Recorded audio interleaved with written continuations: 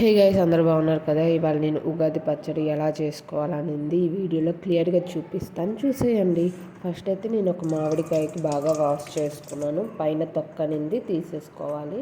ఇలా నేను పైన తొక్క తీసుకున్నాను. ఇది ఒక్కొక్కరు ఇంట్లో ఒక్కొక్కలా చేసుకుంటారు, ఒక్కొక్క స్టేట్లో ఒక్కొక్కలా చేసుకుంటారు.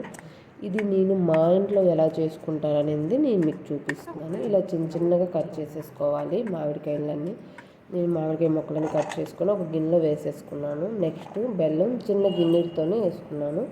నెక్స్ట్ వేప పువ్వు కూడా పువ్వు మొత్తం తీసేసుకొని వేసేసుకోవాలి. ఇలా నేను వేసేసుకున్నాను. అన్నీ ఈక్వల్ క్వాంటిటీలో వేసుకునేలా ట్రై చేయండి. మిర్చి కూడా ఇలా కాలిసి చిన్న చిన్న ముక్కల్లాగా వేసేసుకున్నాను.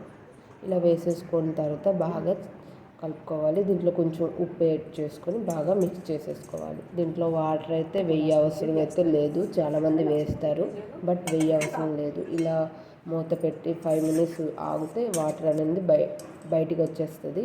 ఒక గిన్నెలో సర్వ్ చేసుకొని ఉగాది రోజు డెఫినెట్గా ప్రతి ఒక్కరు టేస్ట్ చేసి ఫస్ట్ టేస్ట్ ఎలా ఉందనేది కామెంట్ చేయండి.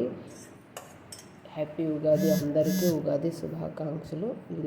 ఈ ఉగాది అందరికీ మంచి జరగాలని కోరుకుంటున్నాను. ప్లీజ్ సబ్స్క్రైబ్ చేయండి. Thank you.